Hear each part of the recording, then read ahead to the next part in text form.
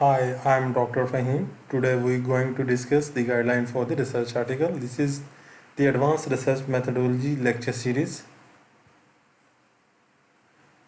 Before moving for the writing skill for the research article, in this lecture we will discuss what is article and kinds of the publications, where to publish paper, what is the journal, difference between journal and conference paper, etc. So, first question is that what is article? Article is the research notes, or we can say that any kind of academic writing based on original research which feature analysis and interpretation from the author.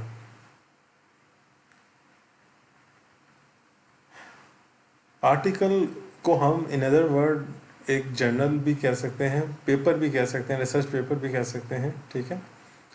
जो journal होता है हमारे पास, जो research article होता है, उसको multiple reviewer having same area of interest, same area of research, they can review. After that it can be published in any journal or through the conference. तो target क्या होता है हमारा, कोई भी कॉन्फ्रेंस या जर्नल जो कॉल फॉर पेपर देता है, यही होता है कि उसका टारगेट कि वो जर्नल स्कॉलरी हो एंड वो प्रोफेशनल हो, ठीक है, कि अदर स्कॉलर भी उसको फॉलो करके उस पर फर्दर अपनी रिसर्च और अपनी फर्दर जो उस पर काम वगैरह कर सकें, उसको फर्दर एक्सटेंड कर सकें. Referred journal article which is classified into, like, it must be meet the definition of research as per journal requirement of research publication. It should be the scholarly journal, and in any journal article it must be a peer review. Peer review is actually is that the evaluation of your work by one or more people with the similar competency as the producer of the work. Okay. In other words, मैं आपको बताऊं कि दो से ज़्यादा भी लोग होते हैं जो आपके पेपर पे रिव्यू वगैरह देते हैं, उस पर कमेंट्स वगैरह करते हैं कि is it your contribution is enough for the publication. उसमें आपकी क्वालिटी पेपर की देखी जाती है, उसमें कंट्रीब्यूशन देखी जाती है. इट डिपेंड कर रहा होता है जर्नल टू जर्नल के वो किस लेवल का जर्नल है, लाइक इम्पैक्ट फैक्टर उसका कितना अच्छा है, उसके मुताबिक उसकी कंट्रीब्यूशन या उनका जो वर्क है वो मीट कर रहा है. क्या फ्यूचर में उस जो आपकी रिसर्च है उसका फ़ायदा हो रहा है, लोग उसको फॉलो करके फर्दर रिसर्च पे काम कर सकते हैं या नहीं कर सकते. तो ये सब चीज़ें होती हैं. और जो रेफरी जर्नल होता है उसका लाजमी होता है कि ISS नंबर होता है, इंटरनेशनल स्टैंडर्ड सीरियल नंबर. और कुछ जर्नल ऐसे भी होते हैं, लाइक स्प्रिंगर, मैं कहूँगा कि वो ISBN उनका वॉल्यूम पब्लिश होता है rather than ISN. ISBN international standard book number, वो कंप्लीट एक बुक की फॉर्म में ही डिफरेंट चैप्टर्स उसको हम कंसीडर कर लेते हैं आप डिफरेंट पेपर्स को, और वो एक पूरी की पूरी बुक की फॉर्म में मंथली वॉल्यूम वगैरह जो वो उसका पब्लिश करते हैं. There are two different kind of scientific publication. First is conference publication, other is journal publication. तो मोस्टली न्यू रिसर्चर के लिए कन्फ्यूजन होती है कि वो कॉन्फ्रेंस को टारगेट करे या जर्नल को टारगेट करे. अब कॉन्फ्रेंस में भी डिपेंड कर रहा होता है कि जो रिसर्चर की कंट्रीब्यूशन होती है कि उसकी स्कोप पेपर का क्या है, उसके अकॉर्डिंग ही जो ऑथर है वो डिसाइड करता है कि this paper is if the paper having limited contribution or small piece of contribution, then it is more suitable for the conference paper. If your paper is your complete paper and scientific paper, we can say that complete discussion,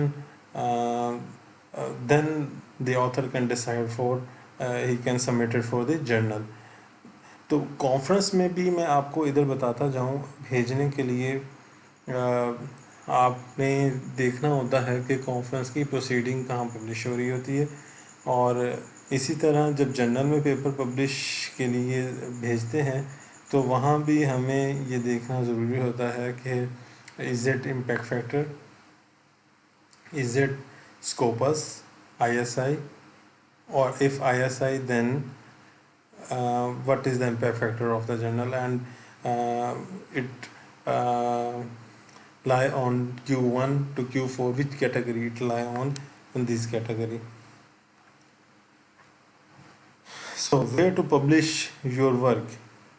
अब जैसा कि अभी हम discuss कर रहे थे कि journal और कॉन्फ्रेंस के डिफरेंस के बारे में, तो हम जब पेपर को पब्लिश के लिए भेजते हैं तो हमें पता होना चाहिए कि उस जर्नल का इम्पैक्ट फैक्टर क्या है। ऐसा ना हो, ऐसा भी हो सकता है कि आपकी कंट्रीब्यूशन बहुत अच्छी हो, आपके पेपर का स्कोप बहुत अच्छा हो, क्वालिटी बहुत अच्छी हो, आपकी ग्राफिकल रिप्रेजेंटेशन बहुत अच्छी है, आपका राइटिंग स्टाइल बहुत अच्छा है, आपने जो फ्लो एक फॉलो किया है रिसर्च का, इट्स लुक्स वेरी गुड, और उसकी लेंथ ऑफ द पेपर भी एनफ है जो एक अच्छे जर्नल को मीट कर, रिक्वायरमेंट को मीट कर रही है, तो आप उसके मुताबिक ही उस जर्नल को टारगेट करते हैं based on their impact factor. Also जब हम पेपर की सबमिशन वगैरह कर रहे होते हैं, सबसे इम्पोर्टेंट चीज़ एक ये भी होती है कि ऐसा ना हो कि हम देख रहे हों कि एक जर्नल फ्री है और उसका इम्पैक्ट फैक्टर अच्छा है, हम उसमें पेपर सबमिट कर दें। सम टाइम फ्री जर्नल जो इम्पैक्ट फैक्टर अच्छे में होते हैं वो it takes a lot of time for the review process, like 1 year, 2 years, sometime 1.5 year. So जब भी आप रिव्यू के लिए अपना पेपर सेंड करते हैं, you must search out, because in the guideline of any journal they must have to mention the review time, review and the publication time. आपको दोनों पता होना चाहिए कि रिव्यू एक्सेप्टेंस आया कि हो जाती है, उसके बाद वो पब्लिश कब करते हैं, ये भी एक बहुत बड़ा क्वेश्चन है। तो आपने दोनों चीज़ों को माइंड में रखना है, ट्राई करना है कि ऐसा जर्नल फाइंड आउट करें जो कम वक्त में आपकी रिसर्च को पब्लिश कर दे। ऐसा ना हो कि जब तक आपकी रिसर्च पब्लिश हो या आपको रिव्यू मिले, until that someone else have to propose same idea and publishing somewhere else, then you have nothing in your hand. Keep in mind, okay?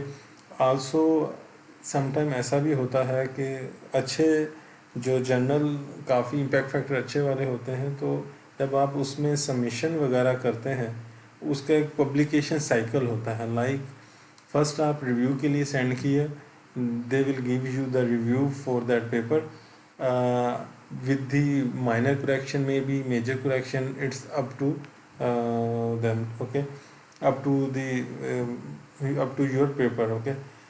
तो अब मे बी आप दोबारा मेजर करेक्शन के बाद अगर आती है, आप दोबारा उनको अपडेटेड वर्जन सेंड करते हैं सारी अपडेट्स करके, देन मे बी ऐसा भी हो सकता है अगेन वो आपको कुछ रिव्यू दे दें, कुछ कमेंट्स दे दें कि आप मज़ीद इसको मॉडिफाई करें।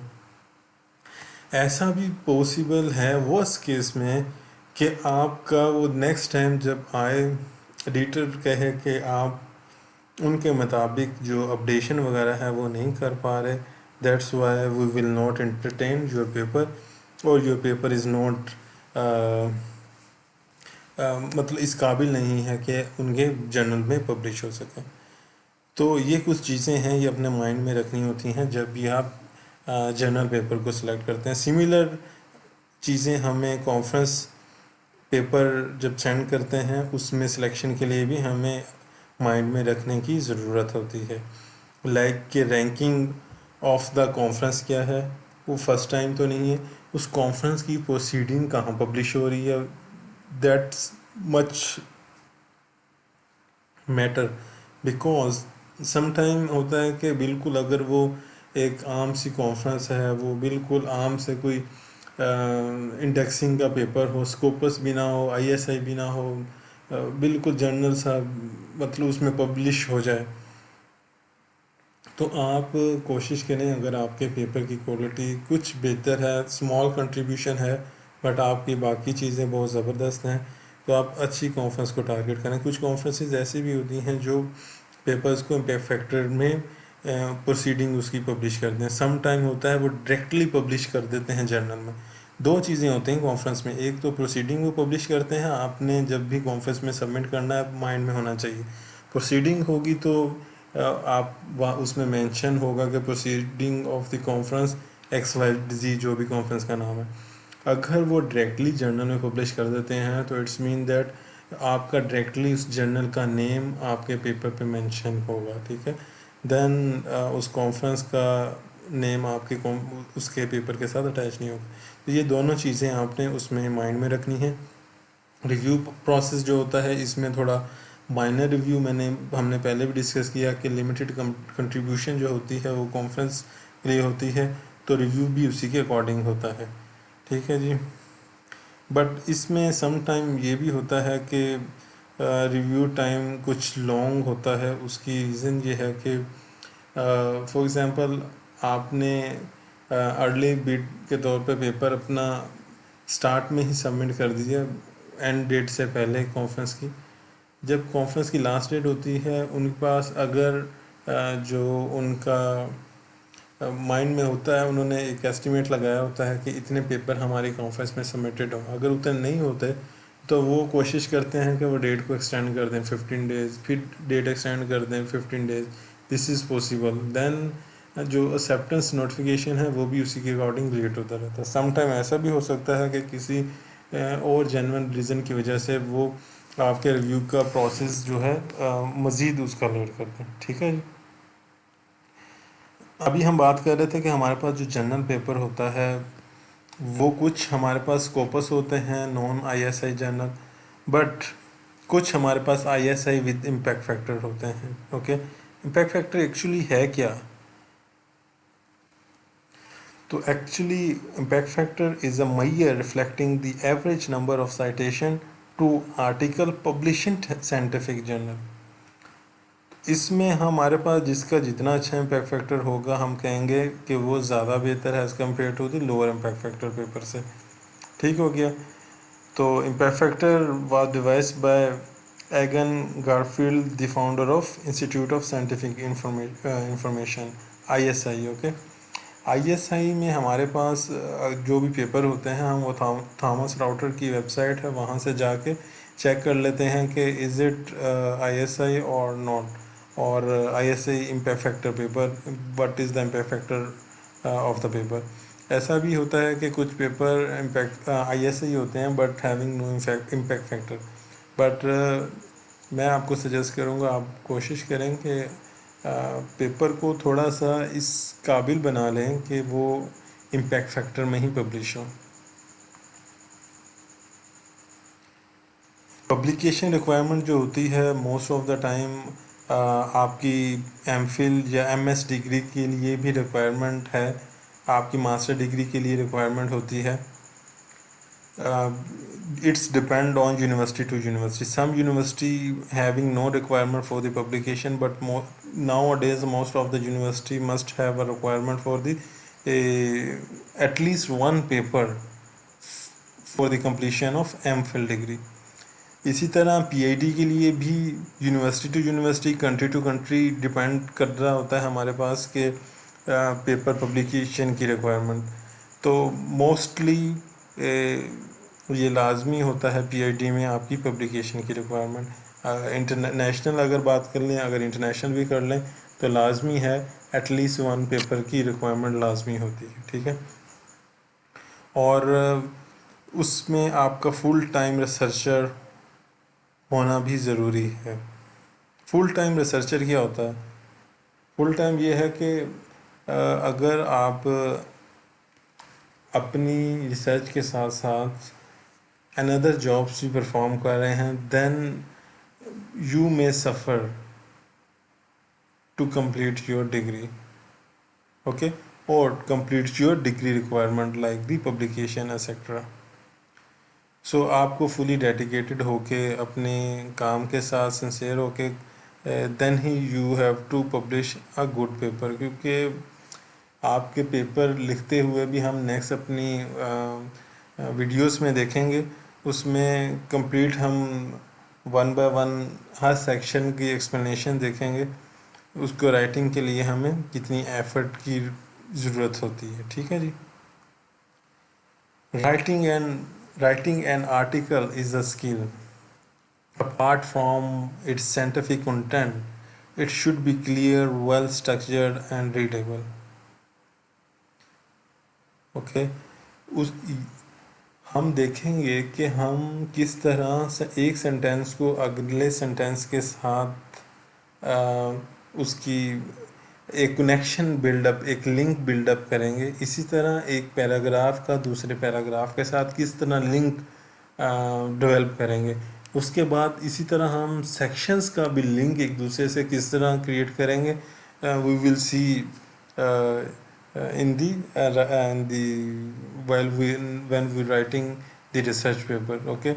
आपका पेपर बहुत ही क्लियर होना चाहिए ताकि ना सिर्फ एक रिसर्चर को उसकी समझ आए, जब आप रिव्यूअर को भेजते हैं, अगर आपका राइटिंग स्टाइल अच्छा है, ग्राफिकल रिप्रेजेंटेशन आपकी अच्छी है और अट्रैक्ट कर रहा है आपकी राइटिंग स्किल से, देन डेफिनेटली आपकी स्मॉल कंट्रीब्यूशन भी मोस्ट ऑफ द टाइम एक अच्छे जर्नल में पेपर वगैरह पब्लिश हो जाते हैं। Excellent result does not necessary mean publication recognition और एक्सीलेंस, ओके। जो अभी मैं बात कर रहा था कि आपका जो एक अच्छी ग्राफिक रिप्रेजेंटेशन है, अच्छा आपका राइटिंग स्किल्स हैं, अच्छा आपका वे ऑफ राइटिंग है, सेक्शंस को अच्छे तरीके से आपने मैनेज किया हुआ है, एक कंप्लीट सेंटेंस आपने उसमें मेंशन किया हुआ है, वेरी गुड प्रूफ रीड आपने उसका किया हुआ है, ग्रामेटिकली उसको बहुत ज़बरदस्त तरह से चेक किया हुआ है आपने उसको, देन आपकी ये सब स्किल्स बहुत ज़्यादा मैटर करेंगी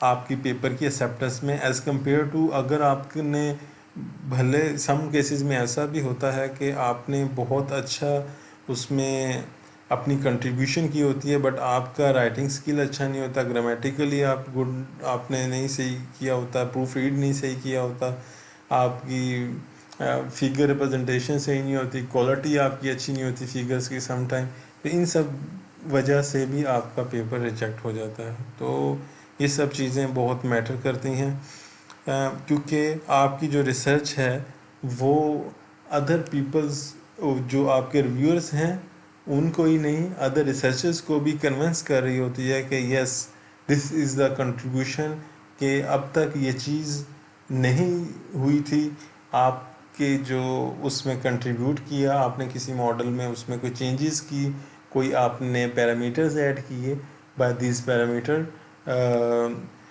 जो आपकी रिसर्च है उससे क्या कम्युनिटी को क्या फ़ायदा पहुंचा। ठीक है जी, thank you so much. This is the guideline for the research article.